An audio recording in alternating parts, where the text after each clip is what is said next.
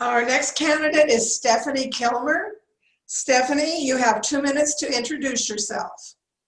Great, thank you. I am very happy to be here and proud to have been part of this community for over 50 years. I've operated a business for more than 25 and raised my family here. But most importantly, I'm proud to have served the citizens of Coos Bay since I was elected in 2016. In reflecting on the past 4 years and looking at the work that we have done as a council, I am overwhelmed in a good way. Some of the work that I have done since being elected include serving as the chair of the Coos Bay Urban Renewal Agency, chair of the Homeless Work Group, chair of the Economic Vitality Committee for the Coos Bay Downtown Association, liaison to the board of the Coos Bay Downtown Association, serving on the Housing Advisory Committee to develop a housing needs analysis through the year 2040, serving as the representative for the Community Enhancement Plan Work Group, and am council representative for the Enterprise Zone Board. Infrastructure, housing, homelessness, economic development, transparency, and communications have long been priorities of mine, but they are also priorities for the rest of the council as well. Projects that we have worked on include the construction of a new wastewater treatment plant in Empire and upgrades to the plant near downtown, upgrading some of the 20+ pump stations throughout the city, and evaluating how to save taxpayers' money when it comes to lighting our streets at nights. We have the difficult task of funding street improvements and develop the transportation utility fee, and have undertaken funding for larger road projects in all districts of the city. The council just accepted the housing needs analysis that includes a better assessment of buildable lands inventory that will drive how we address the housing crisis and in the future, and as well as incentivizing development.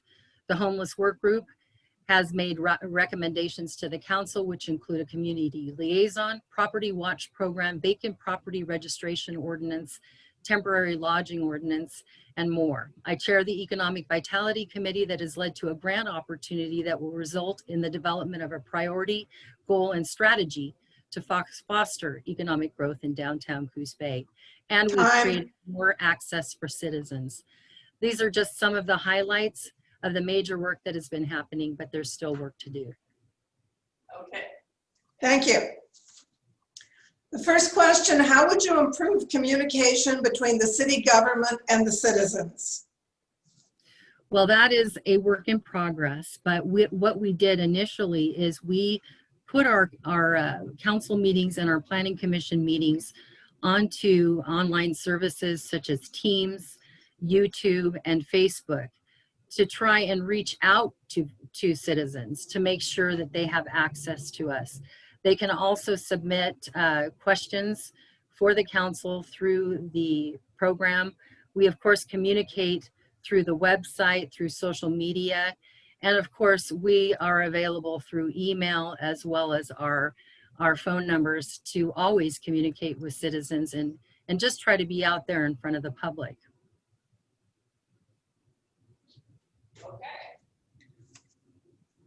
The second question, what should be the city's approach to the problem of the unhoused? That is a very large problem that we have in the community.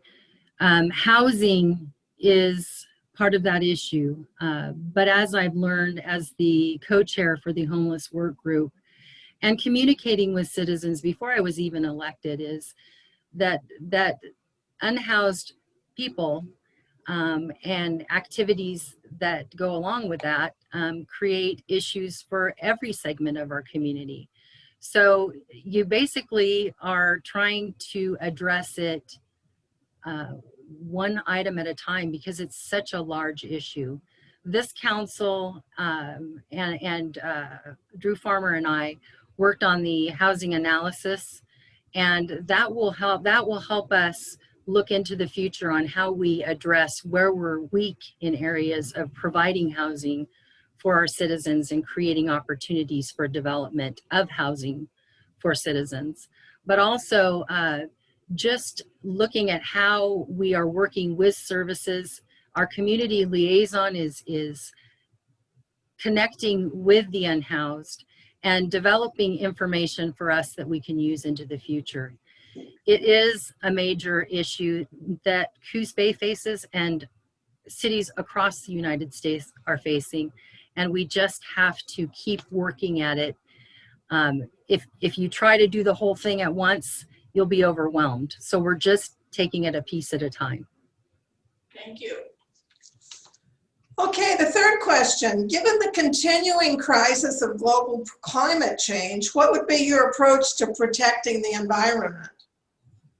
Well, we are definitely having to be good stewards. It's an issue that is important to our youth and all generations.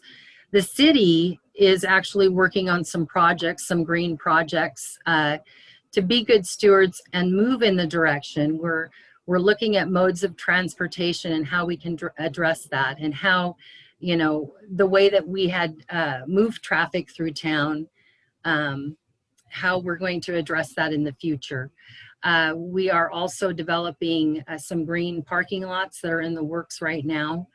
You know, just addressing it from the standpoint of what we can do as a city to take on some of the things that work on it a piece at a time. I'll probably say that a lot because it is such a large issue, but it is important for a lot of people, and it is important for our future generations. The fourth question, is there waste in the city budget?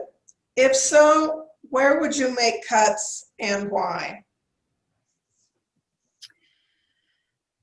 Well, as a member of the budget committee, you know, the entire council sits on that, but we also have members at large that look at that.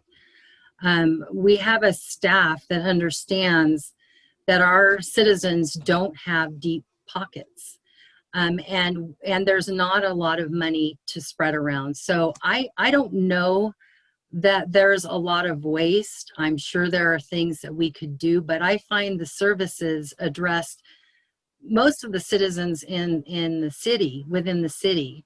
So I think where we're looking at savings, we just finished up and learned that we were able to save money on a bond that funded the build of our fire station. That saved the taxpayers $844,000 over the course of the life of that bond. They're also looking at some other ways to save money. You know, streamlining our services, waste in paper and things like that. By going online and doing some of the stuff that we have done, we are trying to address that. But I think, as I started to say, the budget committee includes citizens from our community, and they're really good about redlining and looking at things and saying, hey, we need to talk about this a little bit more, and we need to maybe take money from this or put money over here. Budgeting is very, very difficult. It is a challenge because the money gets tight to provide the services that we do for our citizens in our community. Good. And finally, you have 1 minute to tell us anything you would like to. Well, this has gone incredibly fast, but the progress in 4 years is visible throughout the city. But there's still more work to do. We need to enhance the livability through our parks, foster development of businesses, develop the Front Street area. Working on developing housing solutions is going to be a big issue. Making way for changes to transportation modes, ensuring that funding is stable for mandated infrastructure updates.